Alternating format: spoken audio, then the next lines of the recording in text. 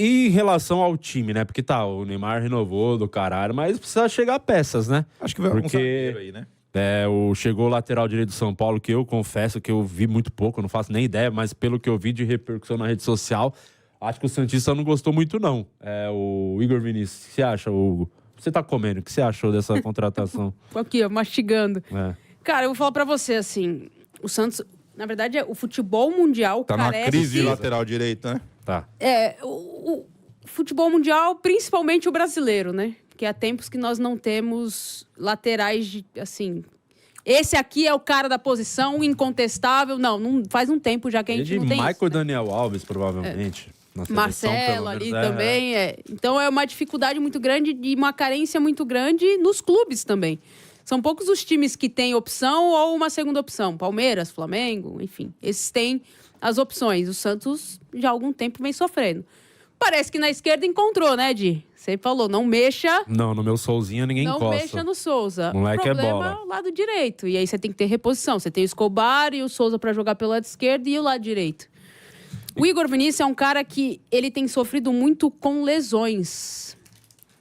Quando ele tá em condição de jogar, ofensivamente especialmente, ele é muito bom. Ele ajuda. Olhando pro que tem hoje de cenário no Santos, o problema é se ele vai ter condição física de jogar. Se ele tiver condição física de jogar, ele pode ajudar. Ele dava muita assistência pro Caleri, né? Se você colocar aí agora Igor Vinícius, várias vezes ele cruza, o Caleri faz gol de cabeça. Mas tem pelo menos 2 anos que ele tá sofrendo bastante com lesões. Agora, o Santos... É o jogador que veio bichado. E o Mike, que falaram do Mike, que provavelmente... Não fechou ainda. Mas o Santos quer porque quer. O Palmeiras deve... Que é outro também que fisicamente não tá no melhor momento. Mas o Palmeiras deve... Ele tenta voltar, machuca de novo. Alguns jogadores do Palmeiras devem encerrar o ciclo aí após o Super Mundial. Ou com uma vitória, que seria, né?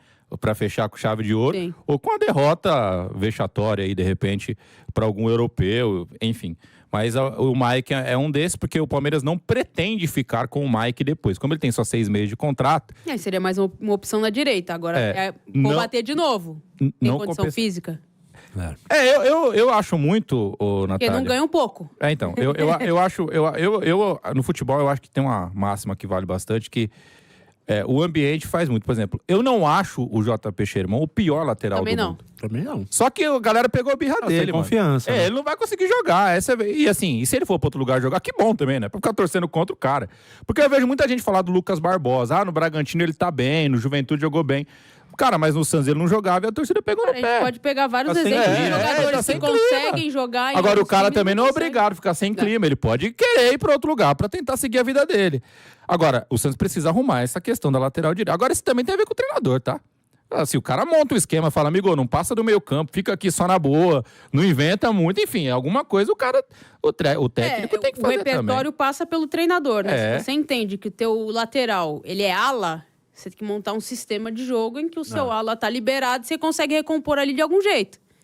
Tanto que foi uma das coisas que a gente até elogiou o Kleber. Eu não sou muito fã do Kleber, mas que ele botou o Escobar na direita e era isso mesmo que tinha que fazer, porque é um jeito de resolver o BO ali, né, temporariamente, porque de fato tem que chegar o jogador da posição. E o Ilharão, queria que vocês falassem um pouquinho do Ilharão. O que você achou do Ilharão? Acho que vai ajudar. Tá, mas como é que tá fisicamente também? Tá chegando bichado? Eu não sei. Esse eu não sei, não acompanho o futebol dele já há algum tempo. Mas ele é um cara de qualidade técnica. E a gente falava aqui no off, né? Antes da gente entrar no ar. Pode ocupar a zaga também numa necessidade. Eu acho que...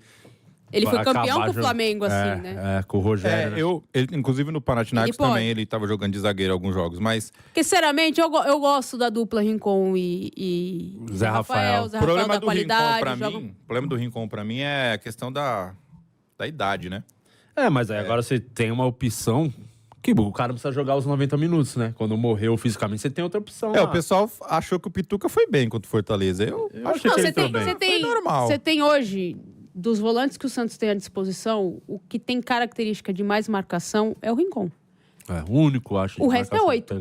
O Pituca, ele tem mais característica de 8 do que de 5.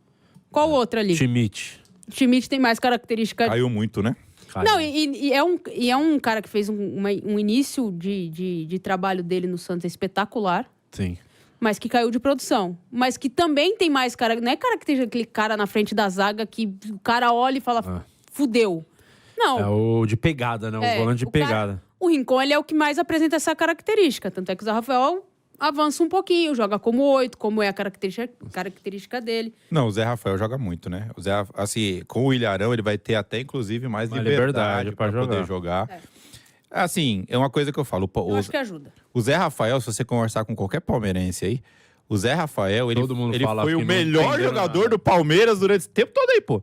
Ó, uma hora... Líder em design. Porque assim, melhor... É claro que sempre melhor o cara acha que é o atacante, né? Então, óbvio que o Palmeiras em algum momento teve o Endrick, em algum momento teve o Dudu bem, em algum momento teve o Rafael Veiga jogando muito. Luiz Adriano em algum momento ali. Mas em todo esse tempo, o cara que era regular, que ficava, que jogava, era o Zé Rafael. Inclusive, eu tenho uma coisa pra falar aqui em relação a isso, que eu acho injusto que acontece. Por que você não fala alguma coisa em relação a isso? Como o Di Lopes, ou como o chefe sempre fala, que é de não convocar jogador brasileiro para a seleção brasileira. Tem que convocar jogador brasileiro. O chefe falou isso Ele aqui. teve vários momentos que ele poderia ter sido convocado no mínimo. Ele e outros, né, também. Cara, ele joga melhor que o André do Fluminense, que era do Fluminense, pô. Inclusive, na época que o André começou a ser convocado... Eu acho que ele tem mais recursos. Em 2023, pra mim, tinha que ser convocado o Zé Rafael, pô. Que foi o grande ano do Zé Rafael no Palmeiras, né? Que ali, quando o Palmeiras deu aquela arrancada. Então, o Zé Rafael teve inúmeros momentos que ele poderia ter sido convocado para a seleção brasileira. Não foi porque a gente sabe como funciona, né? Essa questão de convocação não é exatamente como a gente imagina. Então, assim, o Santos contratou um jogadoraço de futebol.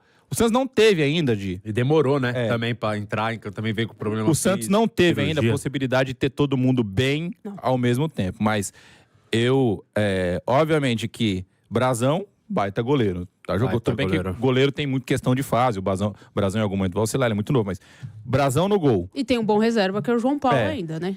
Você tira, beleza. O lado direito da defesa complica. João Paulo. Mas o Luan não desaprendeu. É um zagueiro ok. E melhorou nos últimos jogos E o Luan tem um bagulho que é difícil tirar do time, porque ele é muito neném, né? A pessoa, quando ela é muito neném, ela tá acima de qualquer lei. Qualquer regra da sociedade, porque a beleza dela fala por si só.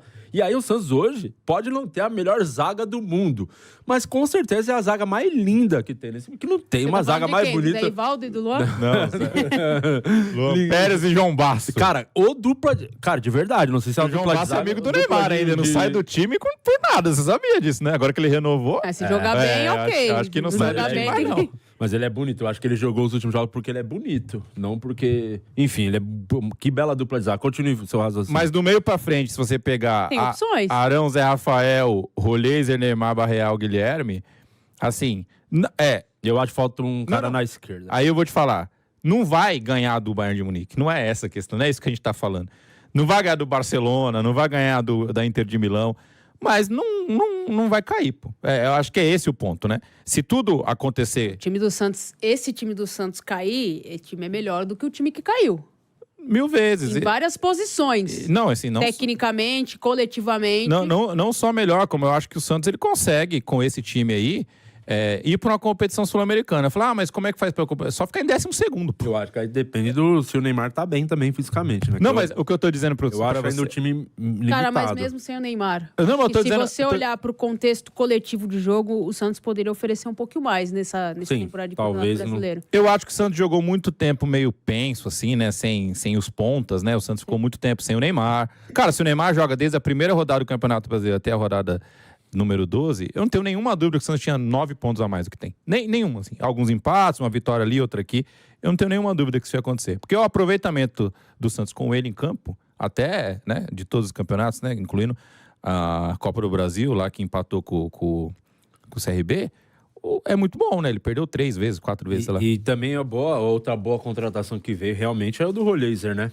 Nossa, que já estavam começando também a questionar o valor que foi pago, porque em números ele não tinha lá as assistências, até porque ele deu as assistências. O cara é diferente. O cara tem qualidade técnica. Claramente você vê que é diferente, o jeito que ele trata na bola. O primeiro dia que a gente viu lá na Vila, a gente comentou, né? O Hugo falou, mano, é diferente. E ele vai jogar. E aos poucos ele vai se soltando, por exemplo.